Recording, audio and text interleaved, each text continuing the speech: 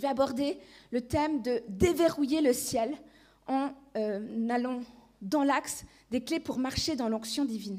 On va parler d'un sujet qui est très important dans l'Église, c'est celle de l'onction divine. On a tous envie d'avoir l'onction du Saint-Esprit, d'être remplis et équipés par Dieu afin qu'on puisse porter du fruit et impacter notre génération. Au final, c'est notre objectif de vie. Nous sommes appelés à être saisis d'une onction divine pour impacter notre génération. Et avant d'aller plus loin, j'aimerais juste expliquer que ce n'est pas juste une simple expérience émotionnelle ou un sentiment de proximité avec Dieu, c'est une puissance. C'est un revêtement spirituel qui nous permet vraiment de marcher dans notre appel, dans la sanctification pour porter du fruit pour le royaume des cieux. Amen. Donc, en fait, ce qu'il faut comprendre, c'est que l'onction ne se limite pas à notre première rencontre avec Dieu. Quand on connaît Jésus-Christ de Nazareth et qu'on l'accueille dans notre vie, on fait cette prière de le recevoir dans notre cœur. L'Esprit de Dieu vient habiter en nous et il commence à illuminer les yeux de notre cœur pour que nous puissions comprendre la vérité. Mais l'onction, c'est plus que ça. L'onction, c'est l'étape suivante parce que tout chrétien a l'Esprit de Dieu. La marche chrétienne, c'est d'avoir l'Esprit, c'est d'être dans l'Esprit. Vous êtes d'accord avec moi? Mais on peut être un chrétien finalement sans onction. Et Dieu veut nous revêtir d'une onction spéciale qui va nous donner une force supplémentaire pour accomplir la mission de notre destinée à laquelle nous sommes appelés. Amen. Donc, recevoir l'onction, c'est aller au-delà du simple fait d'avoir reçu l'Esprit, c'est entrer dans une vie de puissance et d'accomplissement divin. Alléluia. L'onction, c'est une réalité qui manifeste dans notre vie quotidienne les réalités du royaume des cieux. Alléluia. Ce qui est intéressant, c'est qu'on peut comparer ça à une sorte de trésor céleste. Vous êtes d'accord avec moi? Comme un coffre. Dieu vous donne un coffre. Là, à la conversion, il vous donne ce coffre. Et c'est-à-dire que ce coffre représente l'onction et la mission que Dieu vous a donnée. C'est un coffre avec plein de cadeaux, de dons spirituels. Il y a une puissance, il y a une autorité pour vaincre aussi la puissance des ténèbres. Mais ce coffre-là nécessite une clé. Il faut des clés. Il faut ouvrir. Si on n'ouvre pas ce coffre, finalement, ça peut devenir même un fardeau, la vie chrétienne. Parce que, c'est-à-dire que, oui, on est chrétien, on sait que l'Esprit nous parle, l'Esprit nous dirige, nous oriente. Oui, l'Esprit de Dieu est tellement bon, il est là au quotidien, il nous console, il fait toutes ces choses. Mais si on n'ouvre pas les clés de ce coffre pour ne pas recevoir le revêtement, on va manquer de force pour notre mission. On va se fatiguer, on va s'épuiser, on va presque même travailler en vain.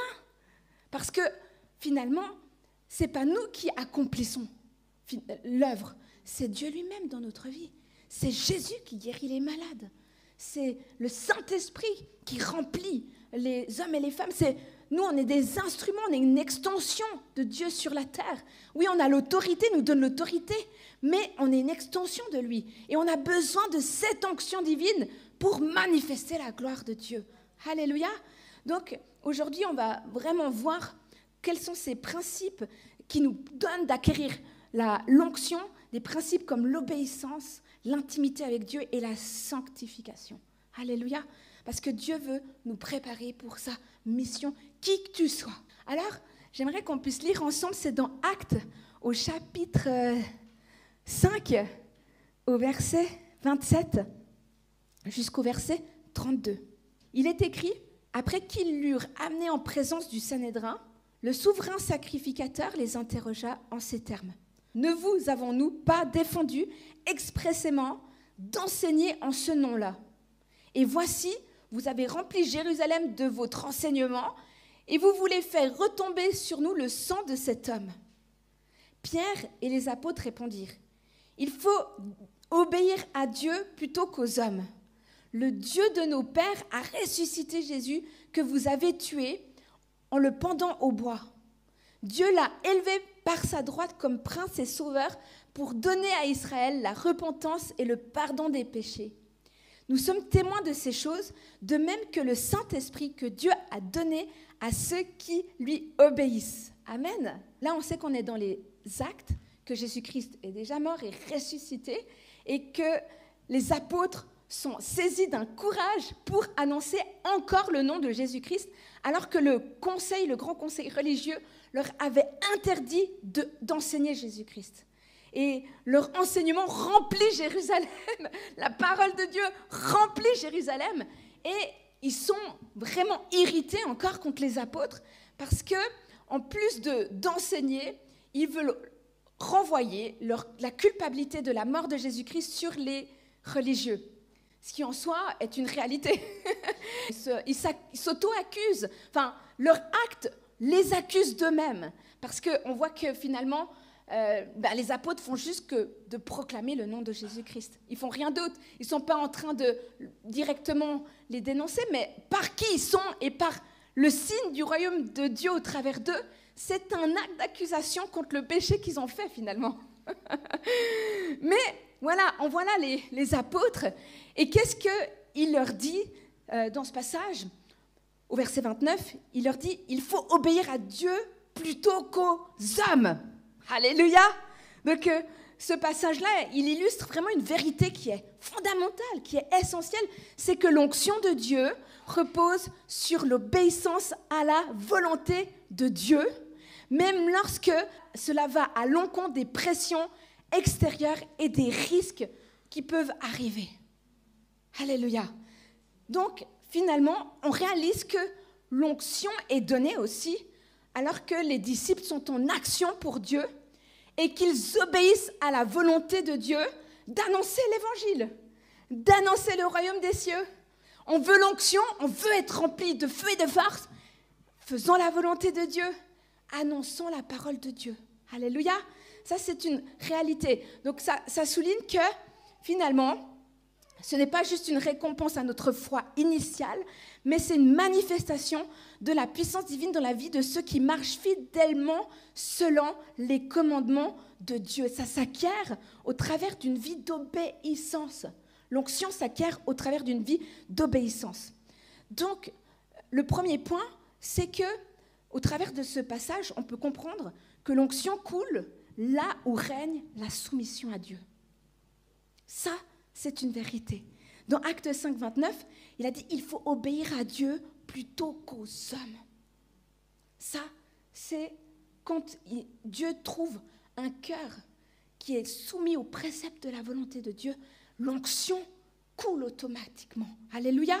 Donc cette puissance divine qui permet à un croyant d'accomplir l'œuvre de Dieu est liée à une soumission totale de sa volonté. Les apôtres, devant le grand conseil, sont accusés d'avoir désobéi aux ordres humains en continuant à prêcher le nom de Dieu. Mais ils savent au fond de Dieu, parce qu'ils repartent joyeux, ils sont dans la joie d'avoir obéi à la volonté de Dieu, même s'ils ont été persécutés, même s'ils ont été méprisés, même s'ils ont été rejetés face aux hautes autorités religieuses. Alléluia. Et ça aussi, ça manifeste quelque chose de précis dans notre vie, parce que parfois, on a des vies où on a souvent été méprisés, rejetés, humiliés, mis de côté, abandonnés. Pourquoi? Parce qu'on a Dieu en nous et qu'on se soumet à Dieu. Et des fois, persécutés même depuis la famille, depuis les temps où on allait à l'école. Toutes nos vies, des fois, on a pu être persécutés et on ne sait pas pourquoi. Mais en réalité, c'est juste parce qu'il y a une élection divine. Et en plus de ça, on est dans une relation de soumission avec Dieu. Donc, si vous êtes persécutés pour les choses de Dieu, soyez heureux, soyez encouragés, retrouvez de la joie et du courage parce que vous êtes sur le chemin de Dieu. Alléluia. Il faut obéir à Dieu plutôt qu'aux hommes. Même si ça te pousse dans une position de danger et de rejet. C'est précisément cette obéissance radicale qui a permis à l'onction de Dieu de se manifester puissamment à travers eux. Mais j'aimerais juste dire une chose. Est-ce que soumission à Dieu et insoumission à l'ordre public, on va dire, implique véritablement du désordre? Non. Parce que c'est pas parce qu'on se soumet à Dieu, on est dans un esprit destructeur et de désordre. Parce qu'on peut, même si c'est interdit, par exemple, d'aller annoncer l'évangile, être dans un profond respect. Donc, en fait, c'est aussi avec quelle attitude de cœur on va. Et c'est pareil dans l'Église. Donc, on peut vouloir peut-être être dans l'onction, mais pas dans le désordre. C'est ça qui est important, c'est ça que je voulais dire. Il y a une autre chose, c'est que la soumission, elle est totale. Hein. C'est une attitude de cœur qui nous place en dessous de la volonté de Dieu, c'est-à-dire que nos désirs deviennent les désirs de Dieu. C'est les désirs de Dieu qui prennent la priorité et on abandonne nos peurs et la pression humaine pour suivre Dieu. Mais du coup, cette soumission, elle est totale, elle est quotidienne, elle est du matin au soir, elle est du lundi au dimanche, elle est d'année en année. C'est ça la soumission. Mais avec Amos, on discutait, mais tu vois, des fois, surtout pour ceux qui ont un travail comme ça et qui n'ont pas le temps de passer du temps beaucoup avec Dieu, ils me disaient, mais tu vois, j'ai pas le temps d'être totalement dans la relation avec Dieu et tout ça. Et en fait, je ne sais pas comment expliquer ça, mais c'est vous dire que l'onction de Dieu ne dépend pas de tes capacités à être en relation avec Dieu. Je vais bien m'expliquer. Ça ne dépend pas de tes efforts. Ça dépend de la relation avec Dieu, du fait que tu es continuellement en communion avec Dieu. Mais moi, je vous dis que l'onction que j'ai ne dépend pas des efforts que j'ai produits. Dans le sens que, oui, il y a un prix, il y a un sacrifice dans la prière. C'est pas ça. J'aimerais que vous puissiez comprendre. J'aimerais que vous puissiez comprendre que ce n'est pas dans la performance qu'on acquiert cette onction. Amen. C'est dans c'est dans le fait de se reposer totalement en Dieu, d'avoir totalement confiance en Dieu. Ce que j'aimerais vous dire, c'est que par exemple, des fois, au début, je prêchais la parole. Et j'avais terriblement peur de prêcher. Et des fois même, je prenais le micro et j'entendais des voix qui me disaient « Quitte ce lieu, pars ! C'est tellement nul ce que tu dis, pars de cette église !» Donc je devais résister, j'étais là. Et j'entendais les voix qui vraiment presque m'insultaient, quoi. Et à ce moment-là, je savais que j'étais loin de Dieu. Donc je ne reposais pas sur mes performances ou mes capacités à prêcher l'évangile pour porter du fruit, mais je me confiais en Dieu de ce que lui m'avait appelé. Amen. Finalement, être dans la soumission totale de Dieu, c'est s'abandonner à Dieu. C'est de croire que Dieu nous a appelés, nous a qualifiés, qu'il nous qualifie même en marchant. Parce que si on attend toujours d'être parfait, finalement, cette onction ne peut pas grandir. Parce qu'on est en train de dire à Dieu que cette onction, elle dépend de notre capacité à nous d'être bien devant Dieu. Alors que la Bible dit, c'est par la foi. C'est par la foi que le juste sera justifié. Alléluia. Alors après, oui, il faut des heures de prière. Des compagnes comme Reinhard Banquet, Kanguka, des fois c'est des 6-8 heures de prière, de jeûne, de préparation. Mais quand ils sont dans l'estrade, ils savent très bien que finalement, si quelque chose peut s'opérer, c'est parce que Dieu est là. C'est pas parce qu'eux, ils ont produit un effort spirituel. C'est parce que Dieu est là. Vous vous rappelez de ce passage contre Pierre, justement, il y a cet aveugle qui va vers lui et puis lui dit « Je n'ai rien, je ne peux rien te donner, mais ce que j'ai, je te le donne. » Hein? Et puis que ce n'est pas par un effort ou quoi que ce soit, c'est dans les actes. Justement, Pierre, il a compris que ce n'est pas par sa piété, que ce n'est pas par son charisme, ce n'est pas par quoi que ce soit. C'est parce qu'il est en relation et en soumission et en obéissance à Dieu. Un acte d'obéissance aujourd'hui peut débloquer l'onction du Saint-Esprit. Si tu entends l'Esprit de Dieu te dire « Va dans cet endroit, à tel moment, et parle de cela à cette personne », l'onction de Dieu est déversée. Amen. L'obéissance va déclencher l'onction dans ta vie. Alléluia. Même dans la communauté, le dimanche matin, quand on loue Dieu, si Dieu te dit « Lève les bras », ou commence à intercéder, ou comme des fois tu le fais, tu prends le drapeau, ça libère Des fois, c'est un acte d'obéissance qui libère l'onction dans l'Église. Alléluia. Donc, il faut qu'on soit vraiment à l'écoute de Dieu. À l'écoute de Dieu.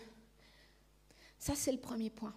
C'est que cette onction, elle va découler, du coup, de notre soumission. Le deuxième point que je pense être juste, c'est que l'onction, descend sur l'autel du sacrifice. Dans le sens que, Acte 5, 41, les apôtres se retirèrent devant le Sanhédrin, joyeux d'avoir jugé digne de subir les outrages pour le nom de Jésus-Christ.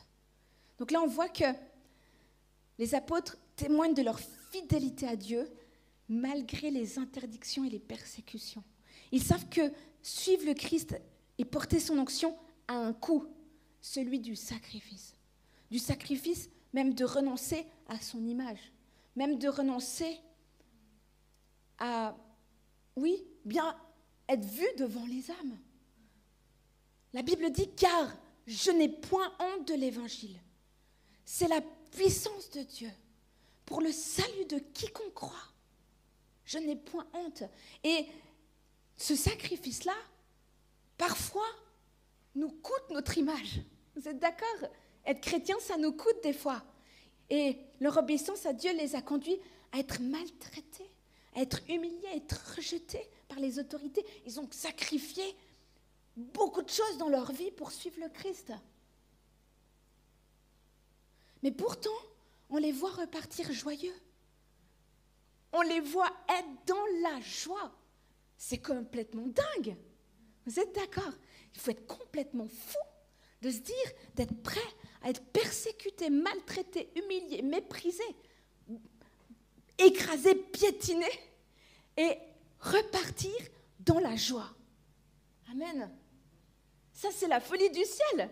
Et c'est une disposition à sacrifier son confort, nos ambitions personnelles, parfois même notre sécurité pour obéir à Dieu. Il y a des hommes qui payent ce prix-là. Il y a des hommes qui sont prêts à le payer. Et c'est beau parce que le sacrifice, c'est un modèle biblique. Vous êtes d'accord avec moi? Dans Lévitique 6, on peut juste aller lire dans Lévitique 6. Ce que j'aimerais vous dire, c'est qu'en fait, l'autel devait être maintenu allumé en permanence par des sacrifices continus. Ça, c'était une loi dans l'Ancien Testament, que l'autel devait continuellement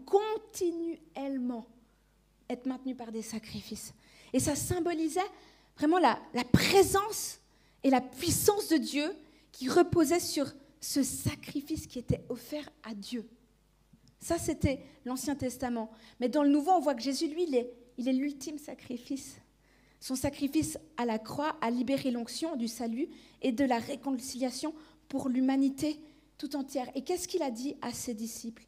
Il a dit, si quelqu'un veut venir après moi, qu'il renonce à lui-même, qu'il se charge de sa croix et qu'il me suit de façon radicale, acharnée, passionnée.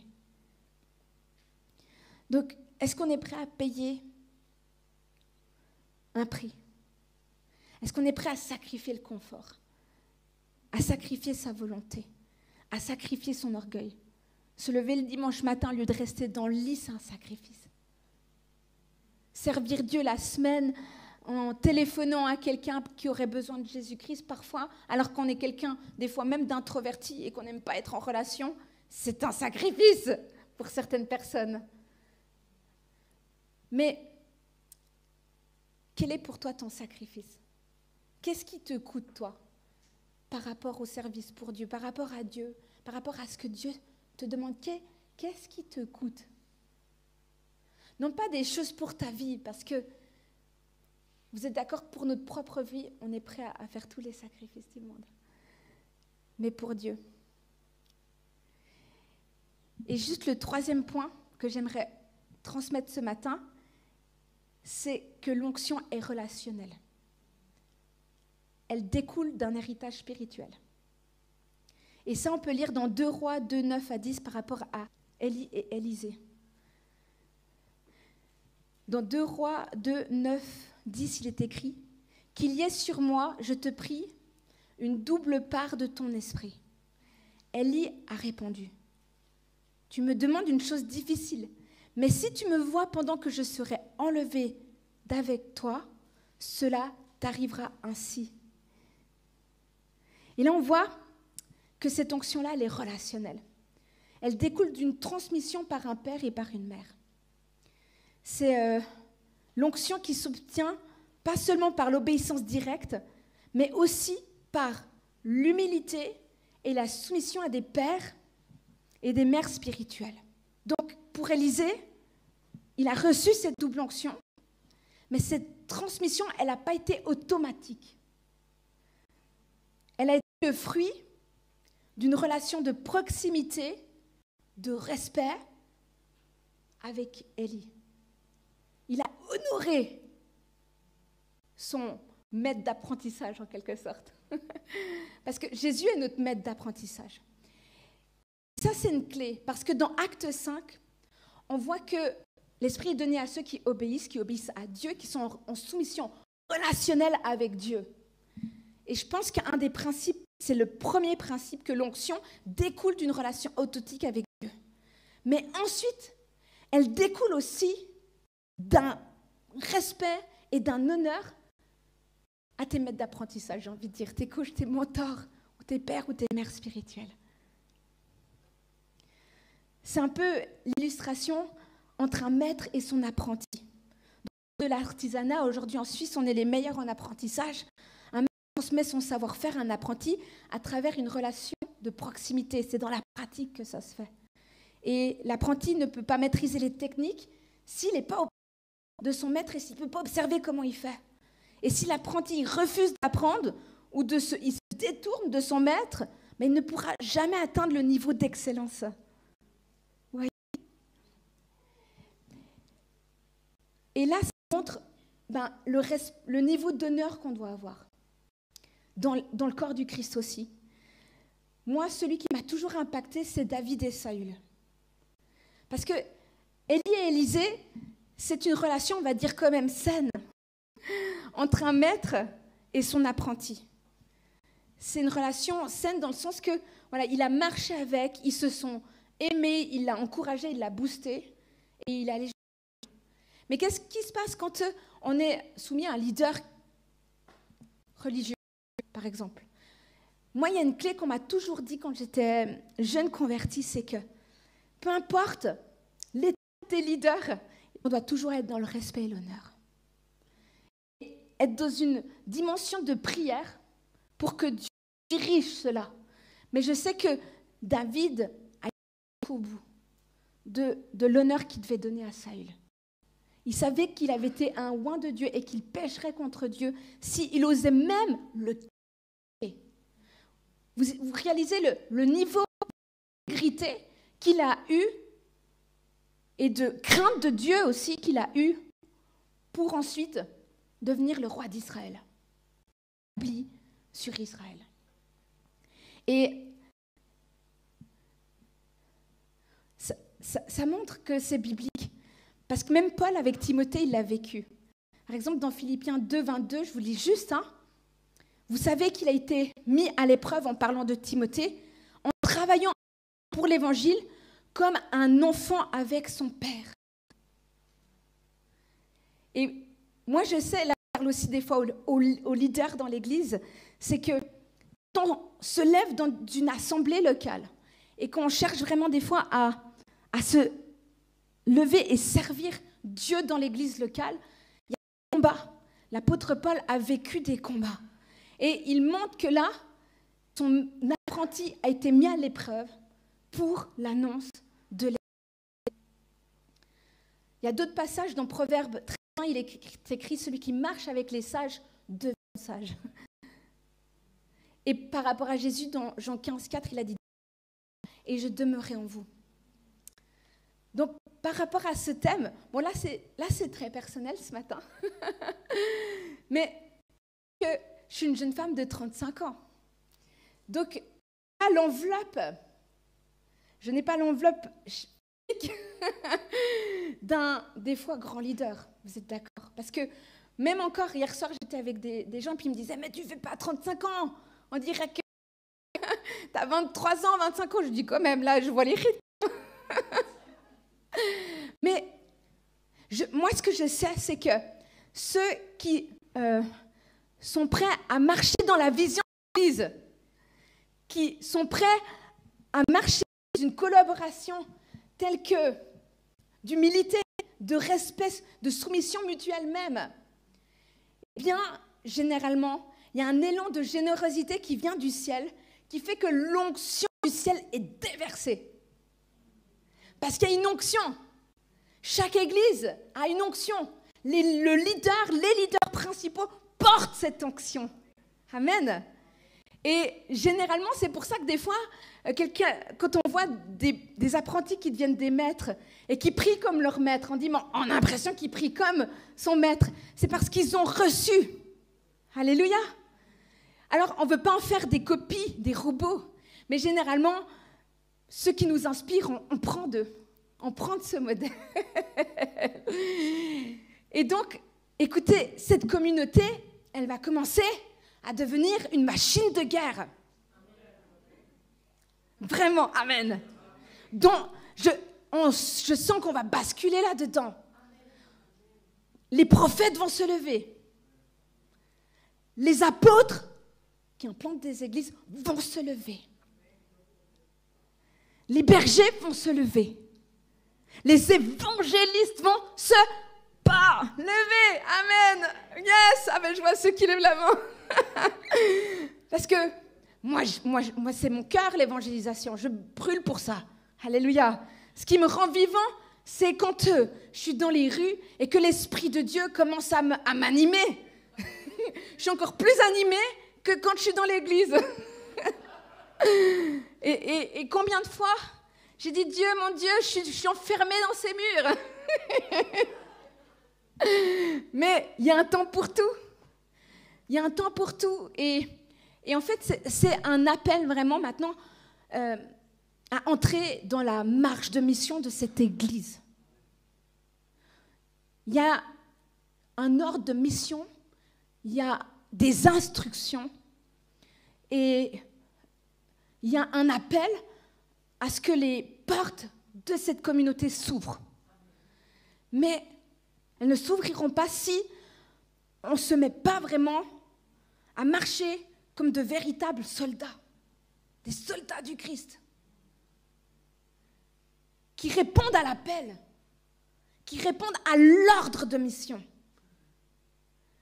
Et je vous dis que lorsqu'on le fait et qu'on entre dans le sérieux de Dieu, il y a une force, il y a l'onction du Saint-Esprit qui est donnée. Il y a la joie malgré les tempêtes, malgré les épreuves, malgré la fatigue. Jésus, non pas Jésus, mais Jésus aussi, mais l'apôtre Paul, il a dit, j'ai été dans l'angoisse, j'ai été dans la peur, j'ai été même lapidé, tout ça. Il a vécu ça dans sa chair. Et l'évangile nous coûte, te demande ça. C'est une réalité. Les veillées, les nuits sans dormir, des combats, des appels à l'intercession en plein milieu de la nuit. Même si le lendemain, on se lève pour aller travailler. Et Dieu, il est en train de nous faire recevoir cette onction-là. Alléluia.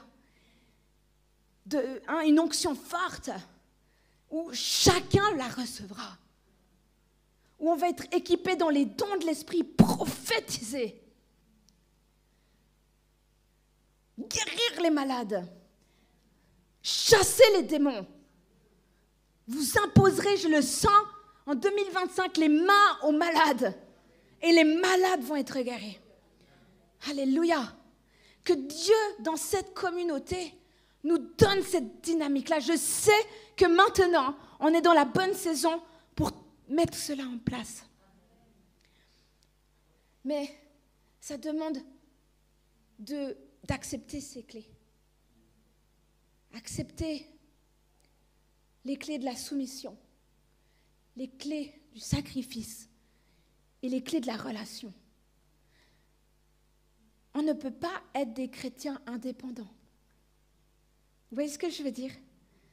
Je sais que peut-être pendant longtemps, peut-être que même quelques-uns, vous avez été blessés par l'image familiale, mais aussi ecclésiale. Vous voyez ce que je veux dire? Et c'est OK qu'on est comme... On fuit parce que ça fait mal. Mais Dieu, là, maintenant, dans cette saison, il nous demande de marcher comme un corps unifié, un corps dans l'unité. Et moi, je m'engage aussi à ce qu'on puisse entrer dans cette dynamique-là. Amen. On est en chemin et on va tous apprendre. On apprend tous, on est en chemin, parce que qui a déjà vécu un réveil ici? Personne, moi. Un réveil personnel. Ça oui, mais un réveil spirituel, on n'y est pas encore. Moi, j'ai jamais vécu encore de réveil. Mais, comme tu l'as déclaré, on va le vivre. Mais le réveil, j'ai toujours su que ça se travaille. Alléluia. Donc, qui a soif de cette onction? Levez-vous maintenant. Si vous avez soif, alléluia. Est-ce qu'on peut mettre un chant? Qui ressent de la joie ce matin dans son cœur? Hein? Moi aussi, je ressens la joie. Une joie folle de l'évangile. Là, c'est la joie de l'évangile. C'est pas l'évangile où tu fais que de recevoir. Mais c'est l'évangile où, alors que tu te mets en mouvement, le Saint-Esprit te remplit et tu vis les signes de Dieu. Alléluia. Donc, je sais pas comment on va vivre ça, mais je sens que ça va être une onction folle. Alléluia. Il y a des débordements de grâce et d'amour et de joie qui sont en train d'arriver sur nous. Alléluia. Il y a une force, une onction, une détermination, une consécration. Parce que je crois que Dieu, ce matin, il est en train d'inscrire sa vérité dans nos cœurs. La vérité de l'évangile, la vérité de la grâce de Dieu, la vérité de l'amour de Dieu. Alléluia. Et par la puissance et l'autorité, est-ce qu'on peut lever les mains vers le ciel et commencer à crier à Dieu, dire je veux cette onction de gloire. Seigneur, je me soumets à toi. Je vous invite à commencer à prier par rapport à ça. Nous soumettons nos corps, nos âmes, nos esprits à toi, Seigneur, par l'autorité du nom précieux de Jésus-Christ de Nazareth. Nous sommes tout à toi, Seigneur. Nous nous soumettons tout à toi, Jésus. Ce matin, que l'onction de gloire descende sur chaque fidèle dans cette église, dans le nom de Jésus-Christ. Recevez cette onction, recevez ce revêtement de puissance, dans le nom de Jésus-Christ. Cette onction qui coule, il y a une onction prophétique. Maintenant, recevez l'onction prophétique, dans le nom de Jésus. Il y a une onction prophétique. Je déclare qu'à partir d'aujourd'hui, vous n'évangéliserez plus jamais pareillement, plus jamais de la même manière, plus jamais de la même manière. À partir d'aujourd'hui, le Saint-Esprit te revêt d'une force et d'une onction pour guérir les malades. Dans le nom de Jésus, la puissance et l'autorité, la gloire de Dieu, dans le nom de Jésus-Christ, reçois. Toi qui évangélise dans les rues, toi qui évangélise tes voisins, toi qui évangélise, la gloire de Dieu descend. La gloire de Dieu, la puissance, reçois. Dans le nom de Jésus, dans le nom de Jésus, dans le nom de Jésus, dans le nom de Jésus. Alléluia. Je veux briser tout blocage au niveau des pensées. Je brise cela par l'autorité du nom de Jésus-Christ et que tu rentres dans le mouvement de l'Esprit, le mouvement prophétique de la gloire de Dieu, dans le nom de Jésus-Christ. Que ceux qui ont besoin du baptême du Saint-Esprit, dans le nom de Jésus, soient remplis, soient remplis, soient remplis, soient remplis, soient remplis, soient remplis, soient remplis, dans le nom de Jésus. Si vous venez devant, vous êtes prêts et activés dans la moisson. Activés dans la moisson. Activé dans cette moisson que tu as toujours voulu, tu as toujours aspiré. Tu as demandé des fois, tu as dit pourquoi Dieu tu m'as mis de côté.